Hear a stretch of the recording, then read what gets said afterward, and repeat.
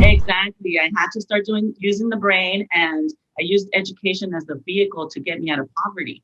So what happens with education, and probably with anything, which is exercise, your finances, any goals that you have, at first it sucks. It's bad. Having to save money for your ultimate goal. We want to spend our money. We want to treat everybody and buy ourselves nice stuff. But first, we got to do the hard stuff.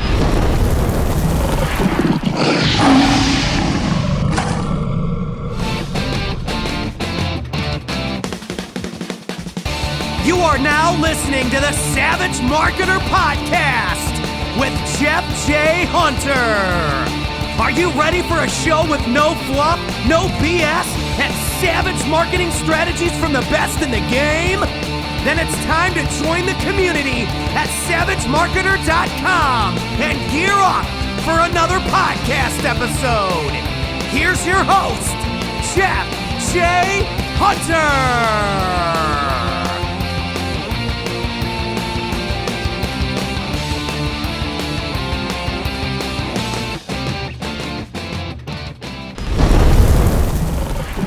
All right, welcome everybody to the Savage Marketer Podcast. This is episode 2, and I've got my good friend Hazel Ortega with me here today. And we're going to talk about something that really is close to my heart. And, I had the pleasure of listening to Hazel share her story about something that I think a lot of people can relate to. And hopefully not too many people have to relate to, but I know that there's people out there that are starting their entrepreneurial journey, and maybe they can relate to a lot of what you've gone through. I know that I grew up, my mom was on food stamps. My dad was working at the 5-minute car wash, putting my mom through nursing school, which she never even graduated from.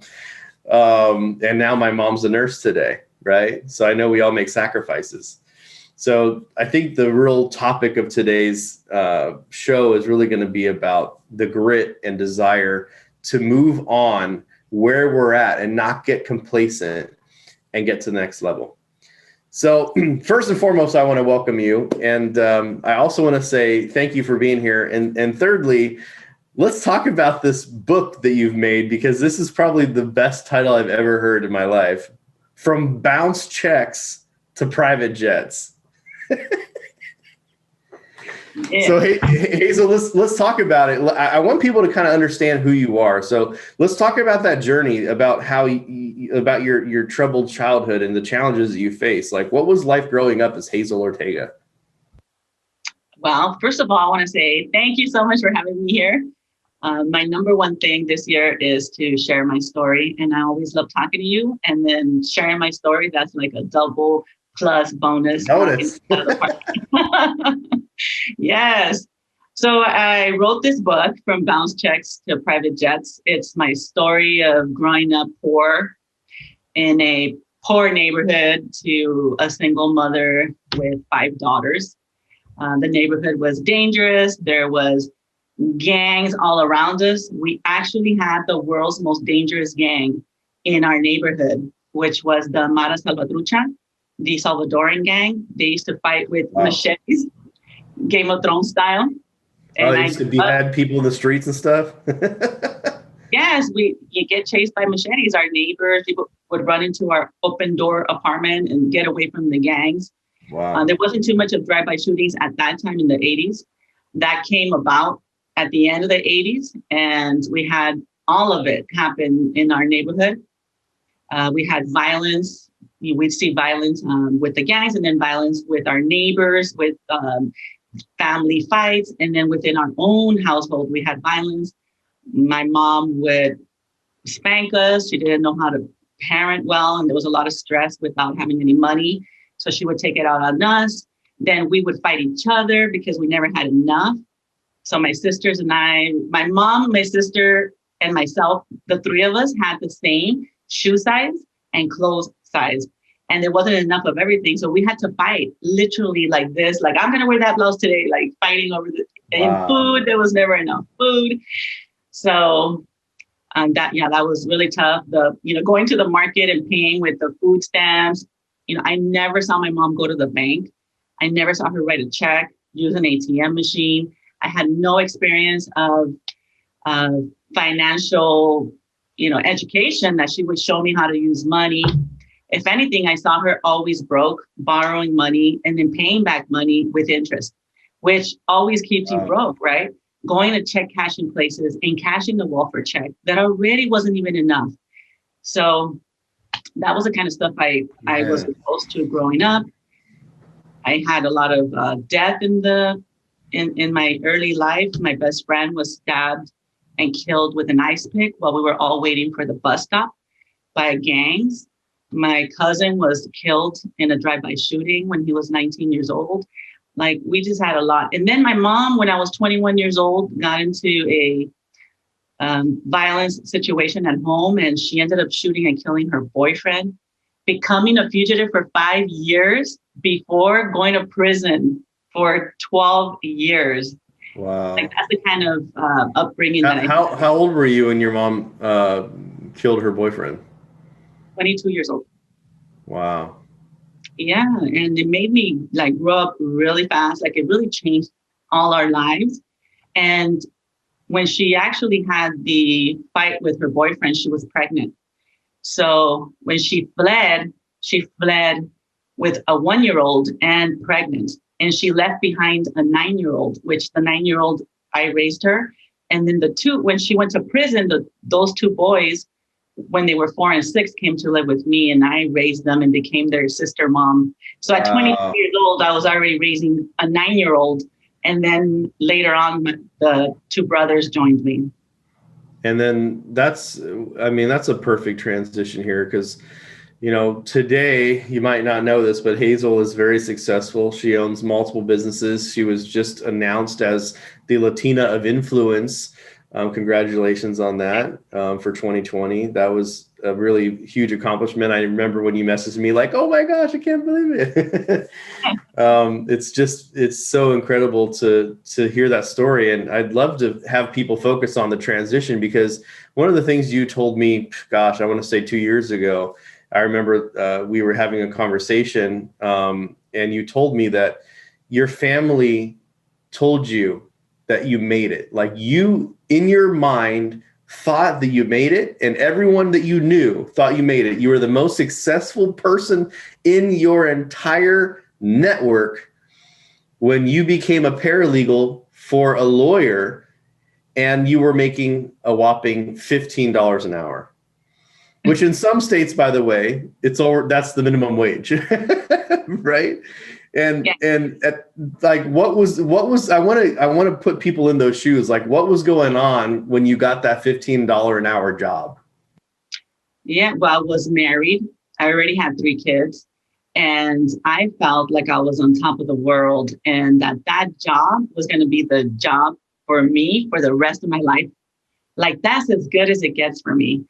And in retrospect, what I understand that to be is like, when they say that you put a fish in a small pond, it stays small. So I was in a small pond. Nobody was doing better than me. So I thought I was doing pretty good. Even at the position I was in, I was one of the highest paid secretaries. So there was no reason for me to think I could do any better than that I could aspire to anything else. My family didn't think I could do better than that. I was already at the top. And great celebration, great time. My future was set. And I could be there for the rest of my life. And my boss came to me once and he said, what are you going to do, for like your next degree, your next college degree? And I said, oh, no, I don't want to go to college. I want to be here with you, working for you for the rest of my life. And that was God's honest truth. I didn't want to change jobs. I wanted to get my 3% cost of living increase every year, hopefully, and $100 more a year for the rest of my life, every year over and over, which was fine. I didn't have a dream. I didn't have a vision for the future. If tomorrow looked the same as today, that would be quite fine. There was no reason for me to expect anything different. Wow. So what the heck happened? How did you go from the $15 an hour to the Pimp Daddy Max to the Pimp Daddy Mansion? How does that transition work? Well, I'll tell you something that, yes, it was a big accomplishment for me to get to $15 an hour, because I was 26 years old and I didn't even have a high school diploma. So growing up in that neighborhood, in that situation that I grew up in without a father, I wasn't focused on education. I was focused on, overcoming all this childhood drama and trauma and, life-threatening situations. So education was really something on the back burner. It was something that I never considered for myself. What happened was I was at the top of my game, feeling really good about myself. And all of a sudden, I became an injured worker. I was sitting at a desk for somebody who was much shorter than me. So for all of you listening that, are working from home, make sure you're sitting at a desk that's ergonomic and don't sit there for too long without stretching and moving around, vary your task. So what happened is I had nerve damage, permanent nerve damage to my wrist, my elbows, and my neck. So by the time you start to have pain, you already have damage. So I went to the doctor and the doctor told me this is irreversible. You either have to stop doing what you're doing or you're going to make this condition a lot worse. I was already so bad that my hands were numb and my keys were falling out of anything that I was holding in my hands would fall off. No way. Wow. From all the typing and being in a non-ergonomic situation, right? Yeah, it was that. It wasn't all the typing because I could do a lot of work. It was just the way I was sitting inappropriate. So that caused all the damage.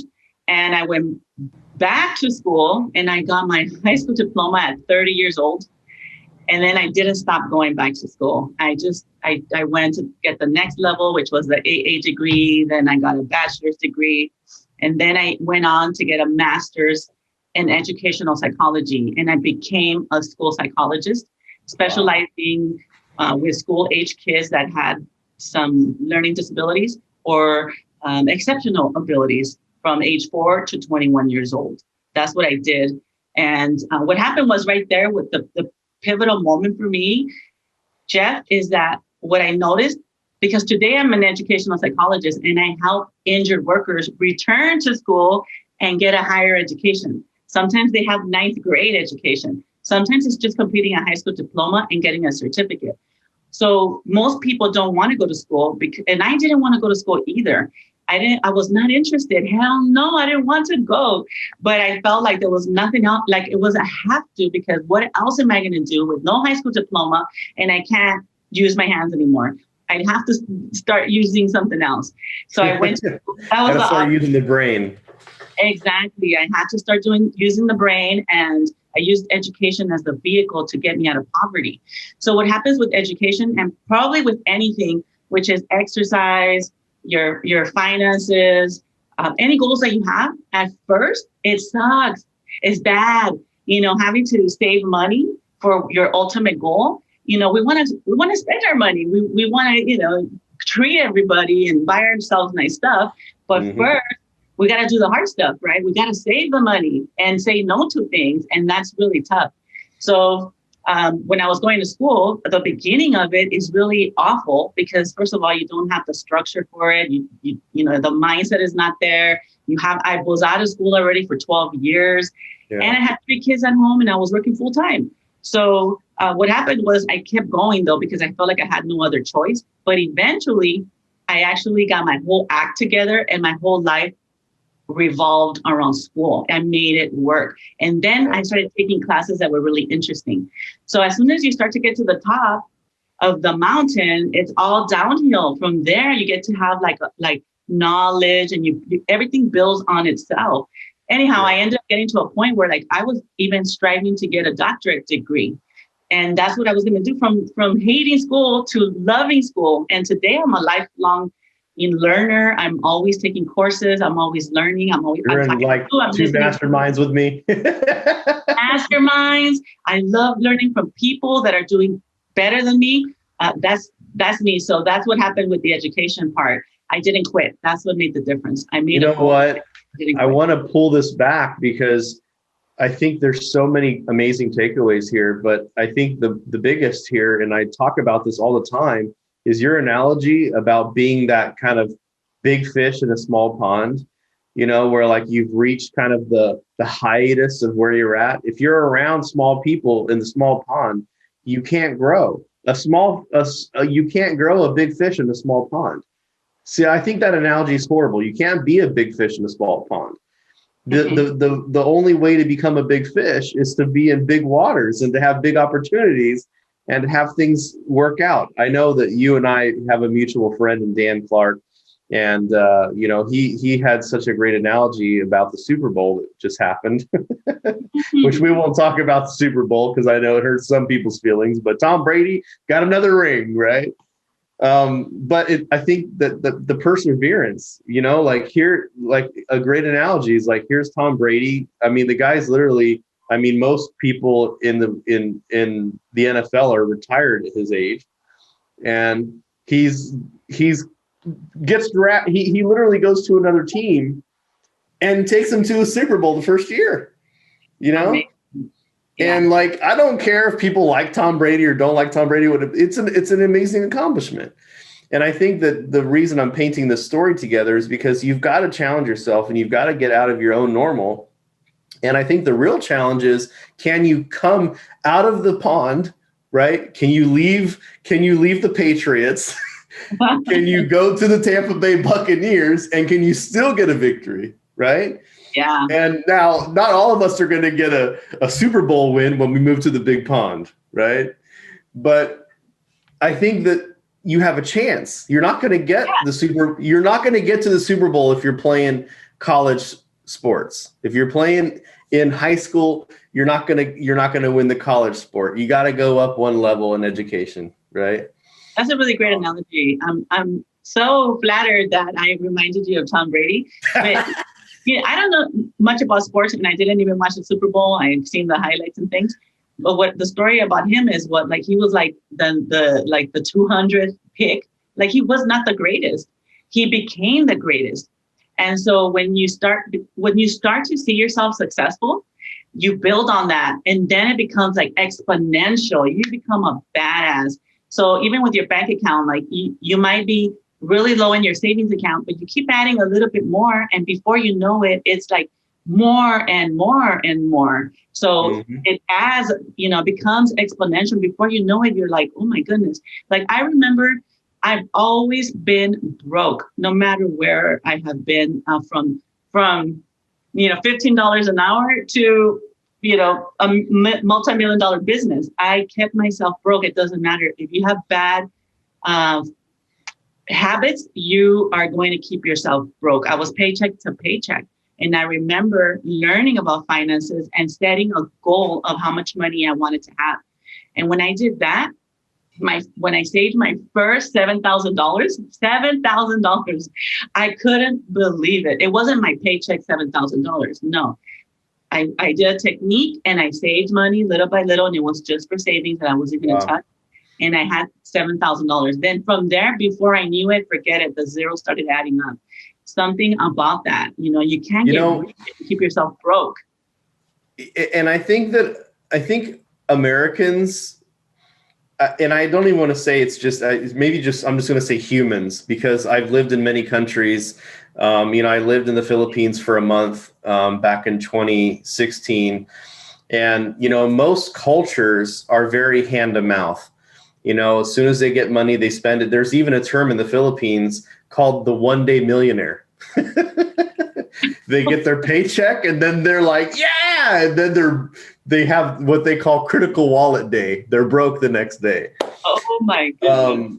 And I think that Americans have the same problem. And I think it's also, we do live in this consumerism world where it's very interesting, because I live very humble. And even though I do spend some money on my computers and gaming and stuff, like that's like an investment in my business, or at least I justify it that way as a write-off. But like, I know people that are flat out broke that have $50,000 trucks, and they're still, they're in a, $1,000 a month apartment, because they're broke. And I think that prioritization is important. I think you guys are going to learn a lot of lessons. I'm going to have the link for you guys to grab her Hazel's book, From Bounce Checks to Private Jets, so you can really learn. And because obviously she's a psychological, wonder of the world. I actually opened up TikTok today. I love TikTok. And I saw a video today, and it was hilarious. And she says, your relationship with your your spouse is psychological. One of you is psycho and the other is logical. Oh. But that's pretty good, right? But I think in all reality, I think it's almost like an irony that those two words are put together, psycho and logical, psychological. Yeah. Because if you think about it, I think a lot of our lives, we live very psychotic and a lot of emotion-driven, passion-driven, impulse-driven, and not a lot of logic-driven, right? Yeah. And I think that if we can take that lesson and move ourselves into a little bit more logic and just putting money aside, it's crazy to think this, but there's a statistic that most Americans don't even have $10,000 in the bank. Most Americans don't have $10,000 in the bank, liquid, right? Like if there was an emergency or whatever, they'd have to borrow money from people. And, someone very close to me told me, and probably got this from someone else, but told me that you can't feed the needy when you're needy, right? It's like the oldest thing in the book, the biblical thing, my cup runneth over, right? If your cup is empty, you can't pour anything into anyone else's cup. You've got to have a cup that overfloweth, right? Yes. And they do. Very nice people that I know lend money out that they need for themselves. Well, I think that this is a great transition because I want to help people. So I want to get into some actionable stuff. This is something we do on the Savage Marketer podcast. We get into like, what is the one thing that really catapulted you from, where you're at when you first started your business? Because now you have an occupational therapy business. You're doing a bunch of re-education. Like you said, like you've basically made your life about education, right? So how did you go from an idea of, hey, maybe I'm going to help people with this occupational therapy thing? How did you blow it up to, this multiple business entrepreneur, Hazel Ortega, Pim Daddy Mansion that we've got? Like, what was that like catalyst? Yeah, well, I started my business from the garage of my house because I couldn't afford not even a 300 square foot of office. It was nice. I went to check it out, but when they told me it was $200, I couldn't afford that. But what happened was I started to work as a psychologist and I wanted a job, right? Now I'm making $70,000 a year, which is a great jump. But before they can give me the salary, I had to do a non-paid internship. So meanwhile, this non-paid internship was happening, I said, I'll start a business from my garage. I invited somebody to be my business partner that I knew in the industry. And I told her, hey, you know how to do this job. And I know a lot of attorneys because I've been in workers' compensation for 17 years. I'll ask all my friends to give us business and then you do the work. And she agreed to that. And then we didn't have any money to convert my garage into an office either. So I contacted literally a garage. From my garage. I had to put drywall. You know how the Latinos do. We convert the garage. Yeah. And we put drywall in the garage. And then somebody gave us 2 desks. Somebody else gave us 2 computers and a printer. And then somebody else gave us a letterhead. And then somebody else did our corporate paperwork. Fantastic. It didn't even cost us any money. So a lot of people think that to start your own business, you need money. In reality, we're surrounded by resources, but people don't want to, bother anybody else. But in reality, people want to help people. So ask people for help. Number one, that's really important. So I learned how to ask people for help. So I started my business from my garage. And then I was working as a psychologist and I'm giving therapy to kids in elementary school and kids in high school. And pretty much the common denominator for all these kids, I was in an affluent area, of California, where the parents were doctors, lawyers, business people. And these kids that were coming to me were kids that were cutting, pretending to faint, getting drunk at school, having sex, being really loud and obnoxious in class, violence. This was happening primarily because the kids were having problems at home. So when I was across the street from these kids, and they were saying, my parent doesn't even know my favorite color. They don't know what I like. They ignore me. They're never home. I'm there. They don't talk to me. All they do is scold me. They don't have a conversation with me. All this stuff made me realize that if I don't pay more attention to my own kids, they're going to be sitting across the desk of another psychologist talking about me and how I'm not present to my kids. Wow. So from that point forward, I said, I want to be a stay-at-home mom. And so what I did is I stopped working as a psychologist and I went into the business and I worked from home. And I was there. I created that dream of being that kind of parent that had the best of both worlds. Like I could be there all the time. I took my kids to school and picked them up from school every single day. Nobody else took care of them. They never had a babysitter. I was able to do that because I created the vision of what I wanted. I didn't know what I wanted. I used to let life just happen to me. Okay, so the biggest thing that I did that propelled me from like out of the garage and into the California's largest vocational return to work center is that I created a big vision, like a big dream of what I wanted to do. So what happens with a lot of people, a lot of us, is that we have small goals.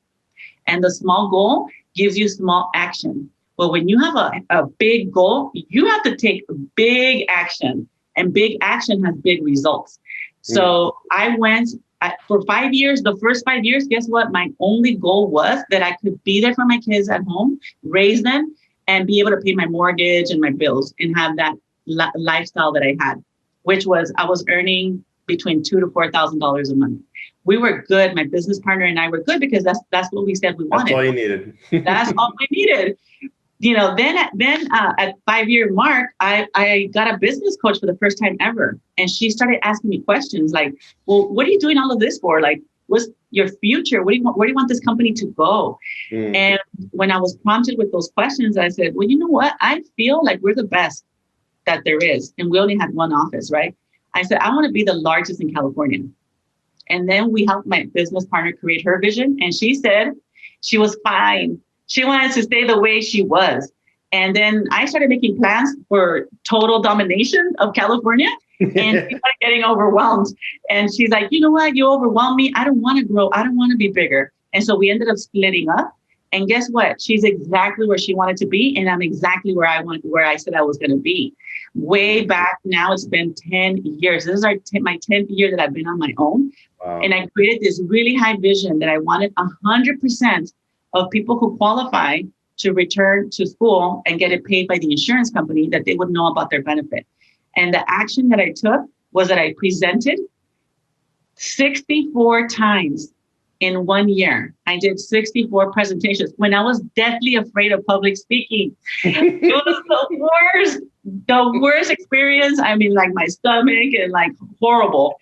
But I did it anyway because I wanted people to have the opportunity to know that you can go from welfare, from an injury to having the life of your dreams. So I did that, and I did 64 presentations. Then in 2013, the law changed where it made it that every injured worker was going to be given $5,000 at the time that they became eligible for this training voucher. Wow. So you were like, wow, opportunity ahoy. I 10x'd my business right there because I was doing I did 64 presentations and I educated attorneys, insurance companies, and injured workers on how this benefit worked. So when this law changed and everybody got this piece of paper, they knew exactly what to do and who to call. So it was amazing. So really a high vision is your hairy, audacious vision, like they call, right? Your hairy, audacious goal. Yeah. Have a big one. Like, even if it's like, make your company, if you have a business, your first goal should be to be the best and to be a $1 million plus business. That needs to be like, and then when you're $1 million business, then the next one, what's the next one? It could be, 10 million. But right. Before that, you have your 3 million, your 5 million, you have your bigger stretch goals. This is beautiful because I think that I think that business owners get very comfortable. They get very complacent with where they're at. And I know that you and I experience this a lot. I've never been that way. You even told me I might be too ambitious. But I really do it's funny because what you guys don't know is that when Hazel came early to this call, which she always early, when she came on early to the call, I still had like 25, 30 people on a Zoom call because we just hired like 20 new people this week. Wow. And we've hired just this year alone, we've hired 30 something people. And just so that you guys know, like last year, January of 2020, we had 47 people total, and now we have over 120 people. It's been, like your fight. And here's the thing, guys. This is the beautiful thing. It's funny because I wasn't expecting it to come back to this, but there's so much parallel between your story and mine right now, because I didn't have the success. It took me 7 years, right? I just came up with this crazy dream, this big hairy goal of building virtual teams for people. And when COVID-19 hit in January or March or whatever of 2020, everyone panicked. Like I actually lost 7 clients because they're like, oh my God, my business is going to suffer because of the coronavirus. I'm just going to pause our retainer for right now. And for me, that was like a huge loss. Matter of fact, March of 2020 was the first time in the history of this business that I had a double-digit loss, like tens of thousands of dollars that I lost in revenue. Like an actual, like had to take money from the bank to pay everyone because I lost money. And I panicked.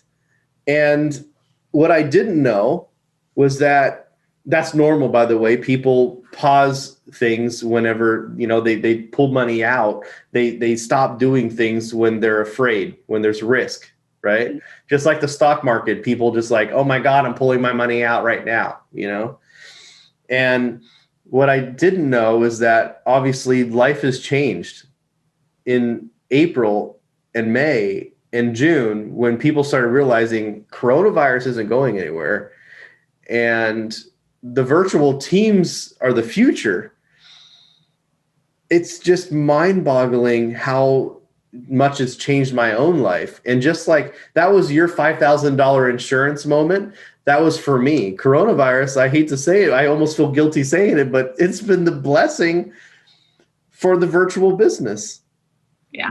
It's at the point now to where if you don't have a virtual business, like you're suffering, like if you can't operate remotely, then, you're not functioning, That's the future here. The future is here. It's now.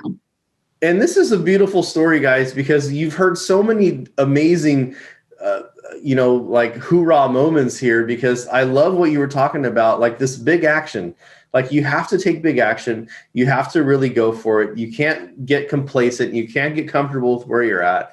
And by the way, if that's where you want to be, because if you are, like you said, your business partner who you guys went your own ways, she's probably doing exactly what she wants and she's still comfortable where she's at and she's fine. And you took your path and went that way. So there's another lesson about the value of partnerships and making sure you have a shared vision between your partners, right? Yeah, that's very important.